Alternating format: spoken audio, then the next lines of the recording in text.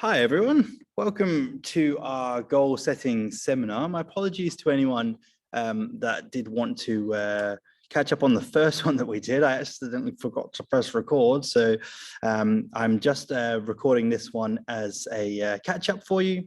I'm going to run through the presentation as we did with the live one. However, I won't go into quite as much detail on the questions asked. Obviously, if you do have something in particular that you want to ask, please send that message to us directly. Otherwise, I'm just going to go through a sort of general presentation of this, a few kind of common things, but please keep those specifics and send them through to me when you get the chance. All right, so without further ado, here we go. We're going to start off with our goal setting seminar. So I've put together a nice little presentation here, guys.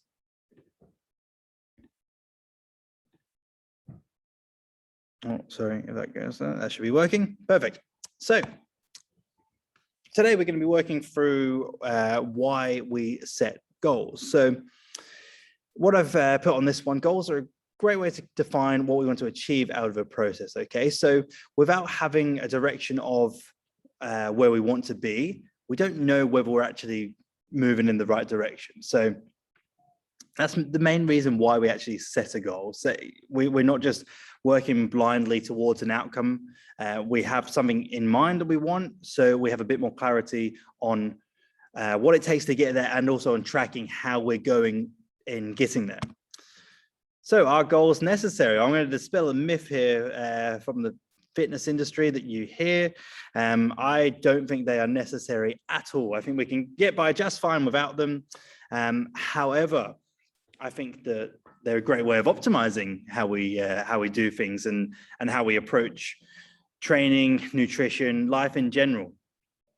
So we can get on fine without them. You can live a perfectly contented life without having these big grand goals.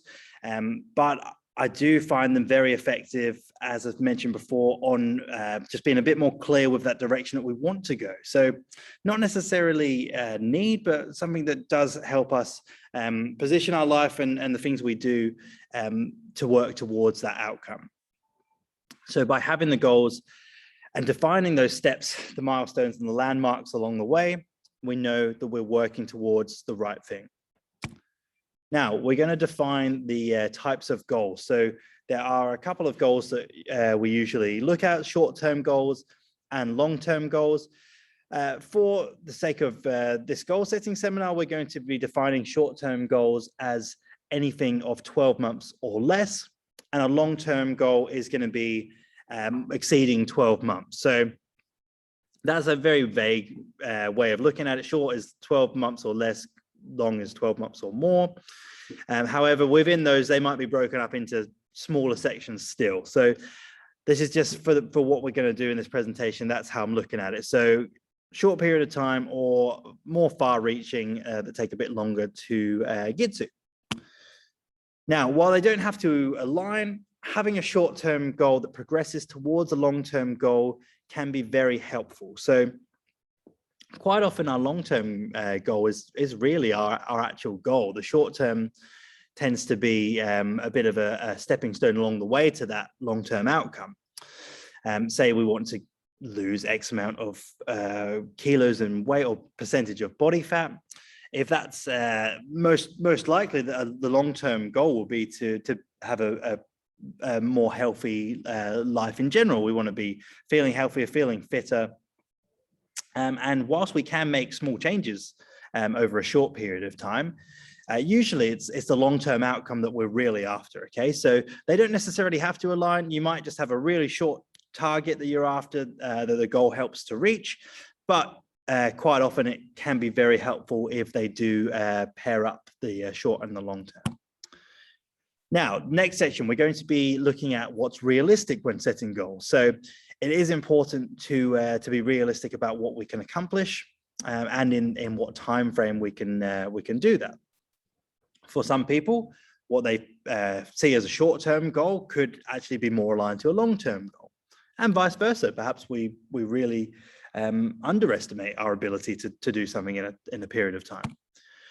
So what makes them unrealistic? Now, there's a few general categories for this one. So the first one is going to be timing. So we need to be sure to consider how long the goal will take, and setting them with too short of a time frame can leave us disheartened. So we need to be realistic about how long it actually takes to do what we're set out to do. Second one is going to be, I just realized I've spelled timing wrong on that slide there. Sorry to draw attention to that. Resources is going to be our next one. So to be able to reach a goal, we need to have resources available. So I'm not just talking financial, that may be one of them, but we also need to have the capacity to action the goal. So if you work a very busy job, you're busy with your family as well, then perhaps it might actually be harder than you initially think to reach a goal. Even if it's a body composition goal or a strength goal, sometimes our resources don't necessarily allow us to hit it in the way that somebody who doesn't have those same prior commitments would take. So we need to be able to support our efforts. If our goal requires a large investment, and that could be financial or time-based, commitment-based, we need to make sure that we can sustain that without adding extra stress that's unnecessary. Of course, like with any goal, you're trying to change how your life is really. So it's going to add stress. It's going to be difficult to do, because if it wasn't difficult to do, we would all do them all the time. So it is going to add stress. But when I talk about adding extra stress, it's things that are unsustainable. Okay, so if the financial commitment's unsustainable, if the time commitment's unsustainable, then they're going to get a lot more unrealistic. Okay, so these are things to take into consideration when we set the goals. And the last one that makes it unrealistic is if we're just too vague about it. So if our goals are vague, if what we state as a goal is vague, then the results will quite often follow that pattern. Okay, so we need to clearly define what we want. So we need to be as clear as possible, and being too vague can lead to an unrealistic goal. Okay, so how do we get around this? We're going to be setting SMART goals. Now, you've probably heard of the title SMART goal before. Our variation is slightly altered from what you would generally see, but we do find this is a little bit clearer. A few of the classic ones actually are the sort of the same. So what we're going to do for our SMART, we're going to start with specific. So we need to make our goal as specific as possible. Now, I've actually kind of been a bit vague with this example.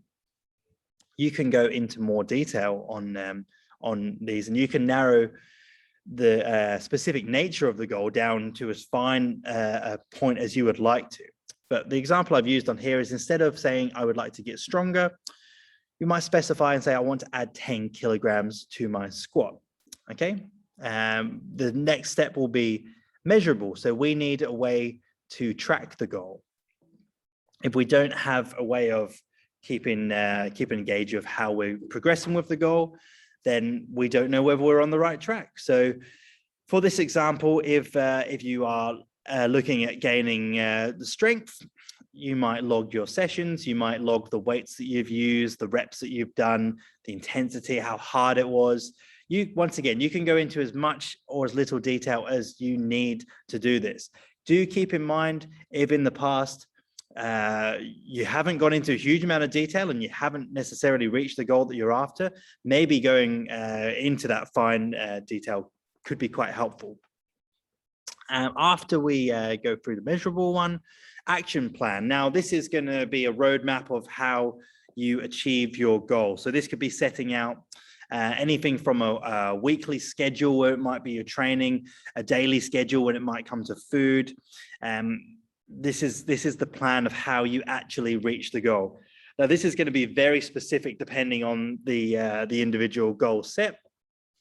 So I can't give you the clearest answer on this one without knowing your goals already. So If you do want an action plan created for your goals, please send that through. I'm going to show you a worksheet that we use after we run through this presentation. You can fill out the worksheet, you can send it back to us, and I can create an action plan for you. When we're making the action plan, as much detail as you have is preferable. So the more details we're provided with, the clearer we can be in making your action plan. So if it's a strength goal, where are you now? What is your, what's your squat at? How many sessions a week are you doing? All this kind of thing. When it comes to diet, what's your diet look like at the moment? What's your weight? What's your body fat? What's your muscle mass? All that kind of stuff is really important. The more information we have, the clearer we can be in creating that action plan. Okay, as previously discussed, realistic. So consider the factors that we discussed just now: time commitments, money commitments, any family commitments, things like that that might get in the way. How realistic is it to do what you want to do? Okay, and that leads us on to our last one, time bound. So when we come to time bound, we're more so sort of capping the duration that we want to give ourselves to achieve the goal. So some things will obviously be a lot shorter than others. That will sort of come in with how realistic it is to know what the time bound is. But we do find it's helpful to have a time commitment to this one. So we say we go, I want to lose 5% body fat. You might give yourself 4 to 6 weeks, something like that, to get it done. Maybe more, depending on where you start, depending on your diet, things like that. So there's a lot of factors to determine the length of the time bound. That is one that we would probably go into more detail on with your action plan. And again, if you provide more information in the first place, it's going to be easier to determine all of these factors. Okay, so to work out how realistic it is and to then set a time to do it. A common one might be looking a certain way for a wedding, losing a certain amount of weight or losing a certain amount of body fat, more specifically, putting on a bit of muscle, that kind of outcome. For a wedding, you might have 12 months to do it. You might have 18 months. You might, who knows? It's all dependent on your individual goal. Okay, so please send them through if you have if you do the goal setting worksheet, and we can be a bit more detailed on that. All right, well, that's going to wrap up our seminar presentation. I'm going to go into a little bit of detail on the worksheet now, so just bear with me while I bring that one up onto the screen. Okay, that should be on there for you now. So goal setting worksheet. Please fill in your name at the top so I know who we're talking to. Send it to us on the email. The email, if you are wanting to send one through for us to go over, is info@summitgym.com.au. So info, info@summitgym.com.au. You can send that to us on the email. So we're looking through this worksheet at 2 goals, so short-term goal and a long-term goal.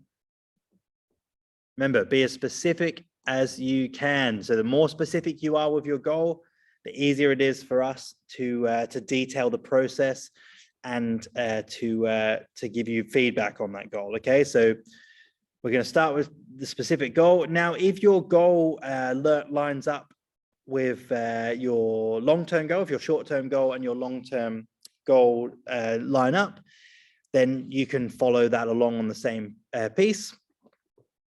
And you can kind of use that to sort of go into the other one. So specific, next step's going to be measurable. How are you going to measure it? A few examples of this one would be if it's a body composition goal. Obviously, weigh-ins are going to be a good way of measuring it.